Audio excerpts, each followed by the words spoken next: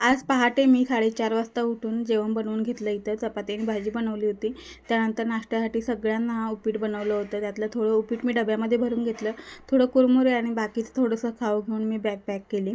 कारण आज आम्ही जातोय मुंबईला. तसं 4-5 दिवसानंतर जायचं होतं, पण अहो बोलले की थोडी कामं आहेत, तर दोघं पण जाऊ आणि 4-5 दिवसांनी पुन्हा येऊया. म्हणून कपडे वगैरे काय नव्हतं, बाकीचं छोटं-मोठं जे काही सामान होतं ते घेतलं आणि सकाळी 6 वाजता मला सगळं आवरलेलं. तरीसुद्धा आम्ही 6:45ला घरातून बाहेर पडलो, कारण अंधार भरपूर होता. त्यानंतर आम्ही गाडी घेऊन आलो मेन हायवेपर्यंत. गाडी एका ओळखीच्या ठिकाणी लावली आणि त्यानंतर मग आम्ही बस पकडली. वाटेत गाडी थांबल्यावर थोडंफार खाणं झालं होतं. त्यानंतर मग मुंबईमध्ये पोहोचलो. आल्यानंतर चेंज केलं आणि पहिल्यांदा बॅग मी खाली केली. त्यानंतर जेवण वगैरे करून थोडा वेळ झोपले.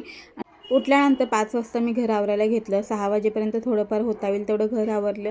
त्यानंतर भाजीपाला वगैरे घेऊन आले, कारण दुसऱ्या दिवशी भोगीची तयारी सगळी करायची होती.